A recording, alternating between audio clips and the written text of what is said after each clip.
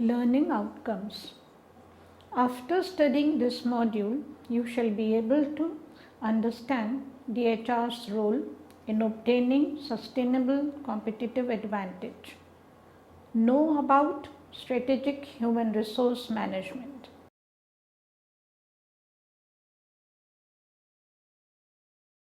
Introduction. There are various laws and rules which control the nature of the affiliation between an employee and his/her organization. They are proposed primarily to confirm that everyone is treated impartially and equitably irrespective of their race, creed, or sexual orientation. They are intended to ensure that the treatment of employees and volunteers is based primarily on their job performance. Common types of activities guided by the laws and regulations are hiring and firing, benefits and compensations, affirmative action, rights of privacy discrimination, and harassment and wrongful termination.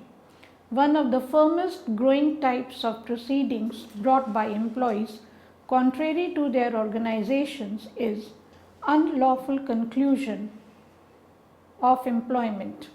Other common types of proceedings are in regard to claims of discernment and harassment.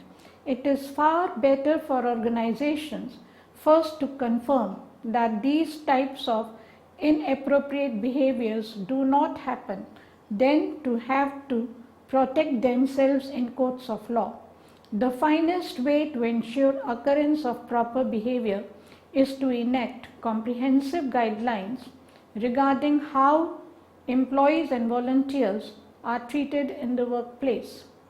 The main content of any personal strategy is as follows: forming the organization's manpower, development and education of employees, rewarding the employees, and the employee relations.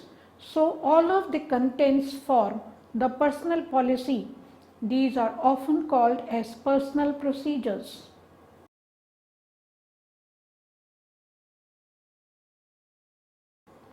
Difference between operational and personal policies. Now, the difference between operational policies and personal policies are that the organizational policies basically guide how employees conduct the activities of the organization. These are not about the nature of the relationship between the employee or volunteer and the organization, but how to produce the new or existing product or service for the high profitability, growth and survival of the organization.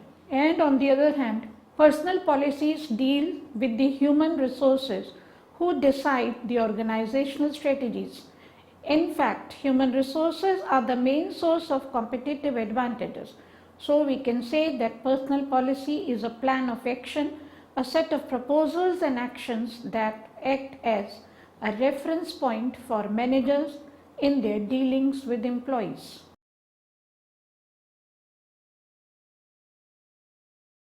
Meaning and purpose of personal strategies.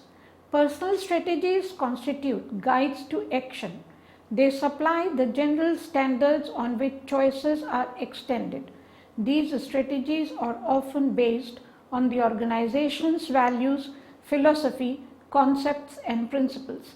Personal strategies guide the course of action which intended the organization for the accomplishment of personal objectives. It is a guideline for making wise decisions. It brings about stability in making decisions.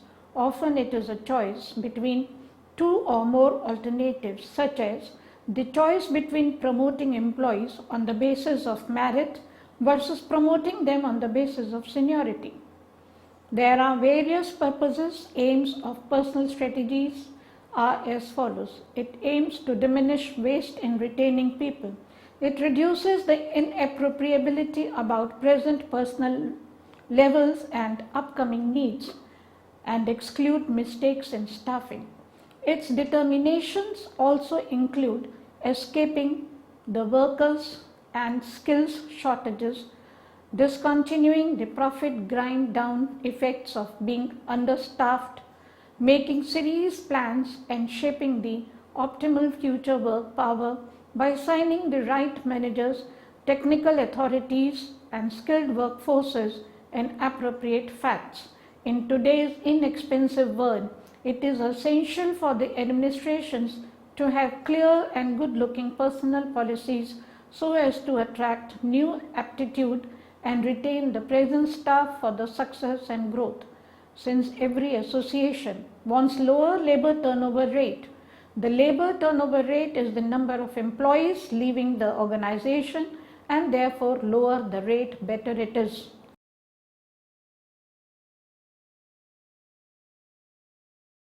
Where a personal planning does begin. Personal planning begins with a clear understanding of the current personal situation in the company. The first step is an analysis of current personnel number, skills and skill levels. The second is the creation of a skill inventory. There are essentially three types of personnel strategies that need to develop any organization. General strategies. These have to do with the basic structure, philosophy and rules of the organization. They deal with issues ranging from equal opportunity in hiring and advancement to conflicts of interest, sexual harassment in the workplace and internet usage, hiring and employment status strategies. These strategies involve the worker's employment relationship with the organization, hiring, firing and everything in between. In these strategies, pay scale, title, promotions and performance reviews are laid out. It also covers benefits, employees' rights and reasons for termination. Everyday procedural strategies. These strategies deal with those issues that affect the everyday life of the worker or volunteer and the day-to-day operation of the organization. They generally include the hours employees are required to be at work, how workers should dress when they get paid, and issues of security as well as guidelines for how things are done in the organization.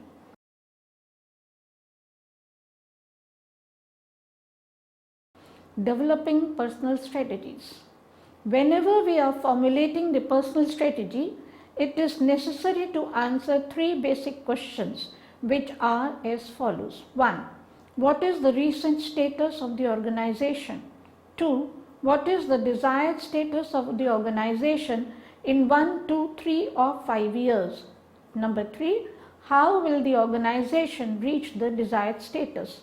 Personal strategies can be developed if the organization finds the answers all of the above questions, and the answers can be found out if it analyzes the internal and external environment of the association, for example, their goals, undertaking serious factors for the success, etc. Each association should carefully consider what strategies it requires and how they should be worded.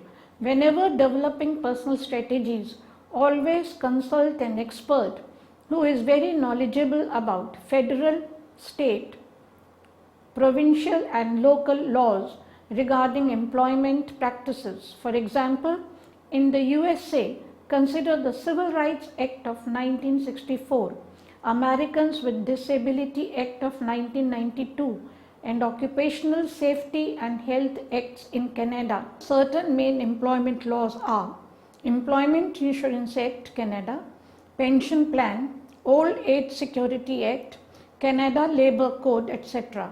Personal policies might also be governed by union rules or other contractual agreements. Many organizations develop their personal strategies first by closely reviewing policies of organizations with similar programs and services. While that exercise is a good start, society still should have an expert on service practices, evaluation their strategies. Finally, in the case of corporations, the board should formally approve the strategies and the Approval should be documented in board meeting minutes. Value addition 1. Personal policy in Indian Railways and in Reliance Industries. Indian Railways, one of the personal objectives of Indian Railways is to provide equal employment opportunities to the people of minority sections. Personal policy of Indian Railways relating to the above objectives is to fill 15% and 7.5% on the vacancies from those candidates belonging to scheduled castes and scheduled tribes respectively. Reliance Industries, it looks for people who have entrepreneurship, risk taking and will to win capacities. Reliance Company relies on personal contracts to motivate people to join it by emphasizing, you are too talented to work in the small pond, come and build India's first great company. Today it is one of the Indian companies with a significant number of experience within the organization.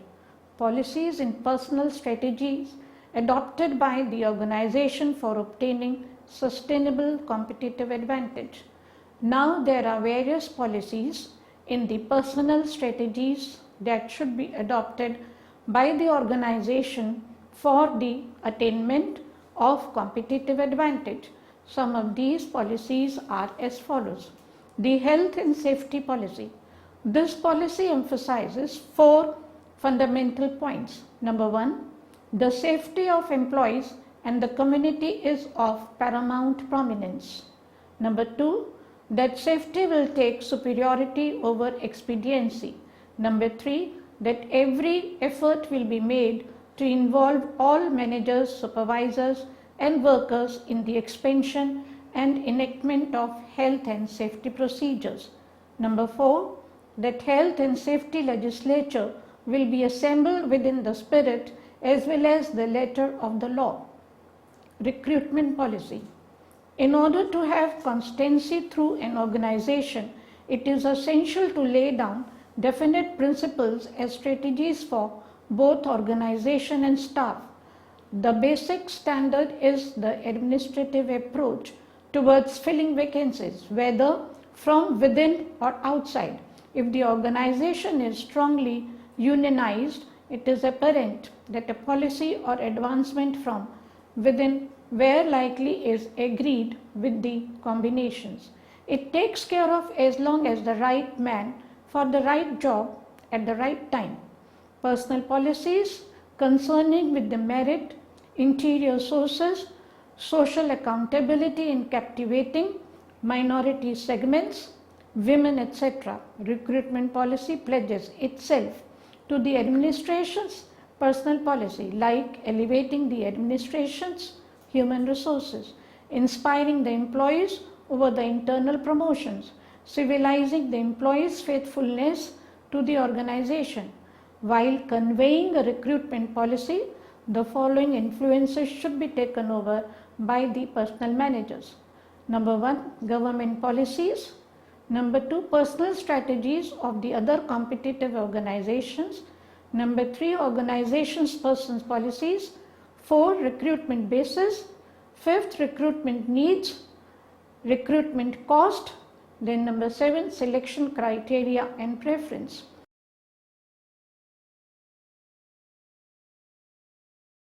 After discussing all the aspects of personal strategy, it is necessary to understand strategic human resource management, which is the backbone of personal strategies. The strategic human resource management is about the administration purposes and plans on how industry goals should be attained through persons. It is essentially based on 3 propositions. 1, that human capital is the main source of competitive advantage. Another, it is people who apply the strategic plan. And third, a systematic method should be accepted to define where the association wants to go and how it should get there. The strategic human resource management is a procedure which includes the use of predominant methods to the expansion of HR strategies which are mutual, vertically with the business policies and parallel with one another. These policies define purposes and plans related to generally administrative reflections such as administrative usefulness and to more precise aspects of people management such as resourcing, knowledge and development, reward and employee relations. It fundamentally addresses broad administrative matters such as changes in construction and culture, structural effectiveness and presentation, matching properties to future necessities, the development of distinguishing ability, knowledge, administration and the management of alteration. It is concerned with both human capital desires and the development of procedures competencies, that is, the ability to get things done efficiently. So it deals with any major people issues that affect or are affected by the strategic plans of the association.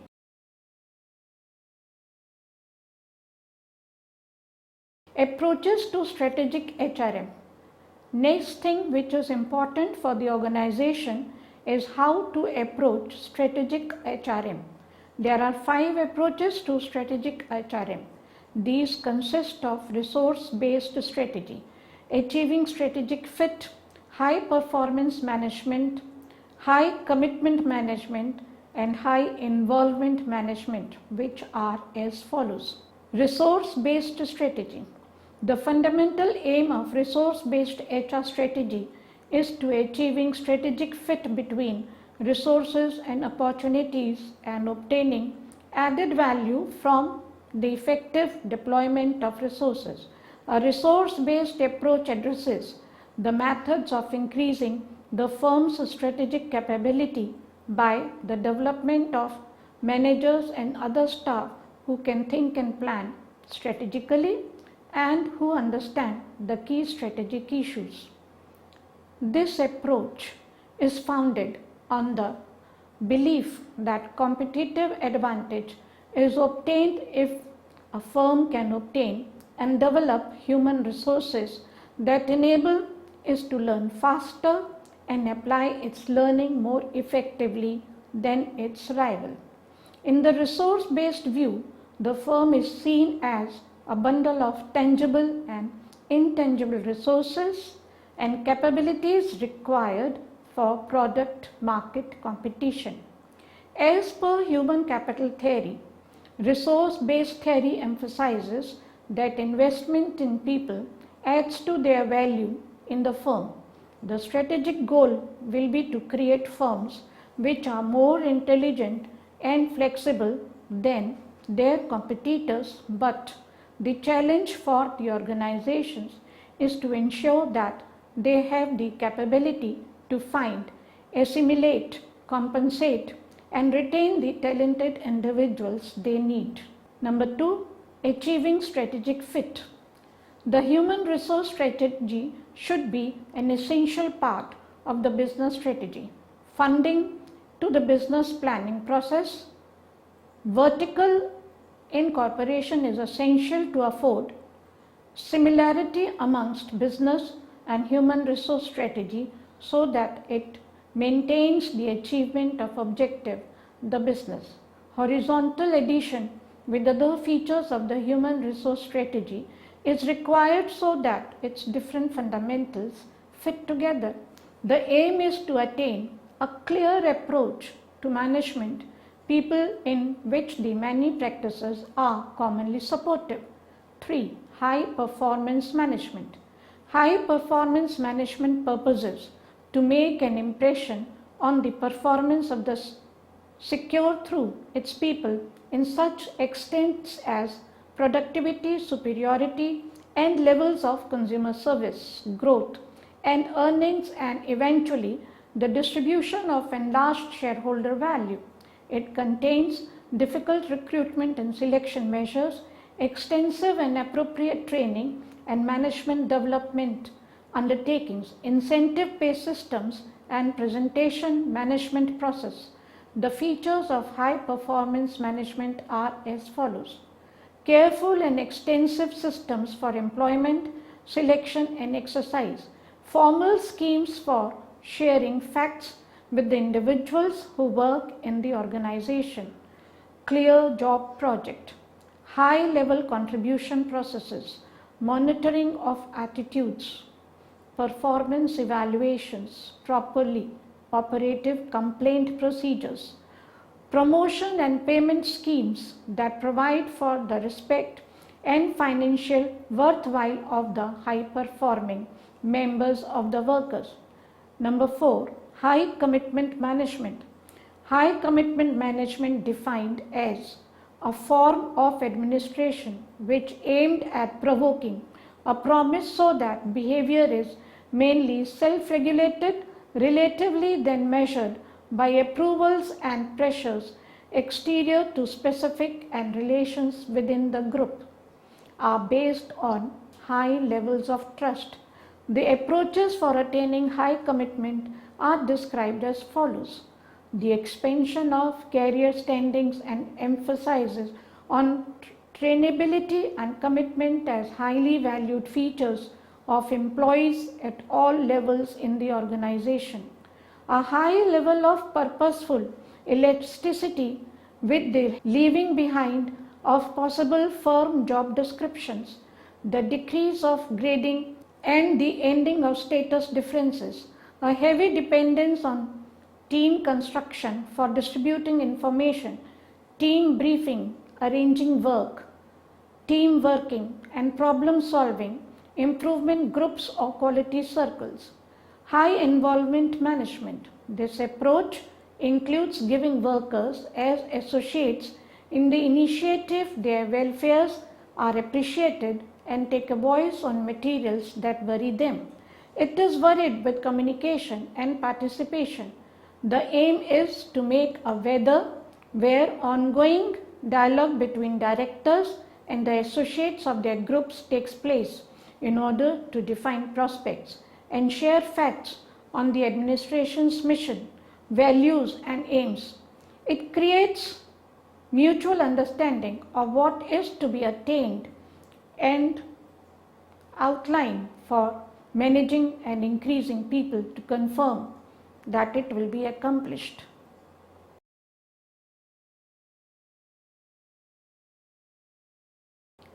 Limitations of strategic human resource management.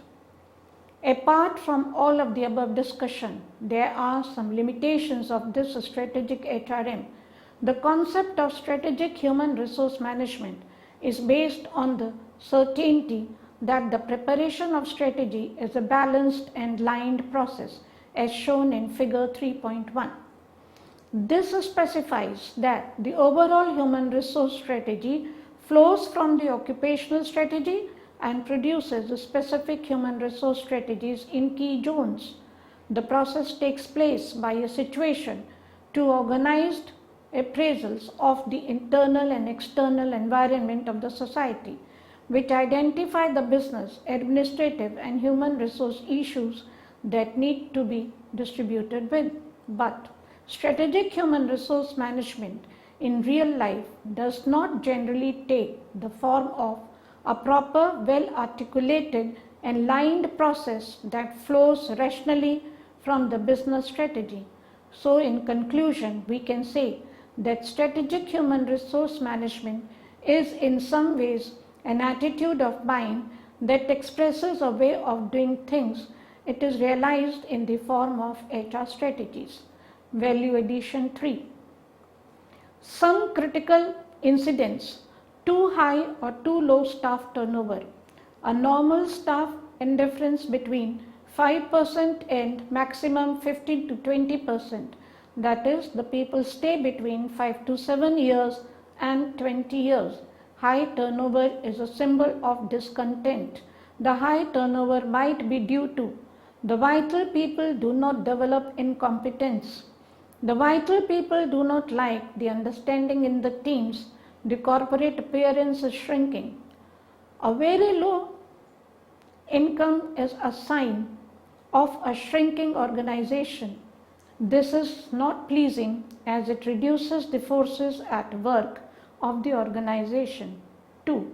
Tough competition in the niche. If the competition feels too tough, we might have to change the strategy. A knowledge organization has two choices: select consumers according to the workforces and competence inside and out. 2. Attract vital people which will fit the most eye-catching consumer segment outside and in. 3. The best have to work too hard.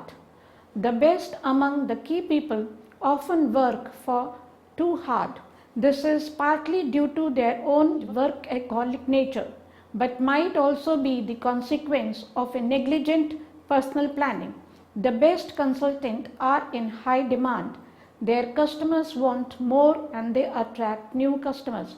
It is therefore far too easy to allow them burning themselves out, which will cause both personal and company catastrophes.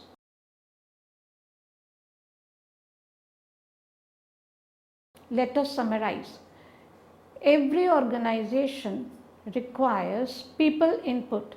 Survival of the organization depends on continuing cooperation of the people who convert inert resource into service. So personal strategies provide the knowledge of the various things such as the idea of whom to recruit and why, various policies regarding attracting of new talent and sustaining existing people in the organization. And this strategy for attracting and maintaining personnel is known as our personal strategy, and it must be coherent with the customer strategy.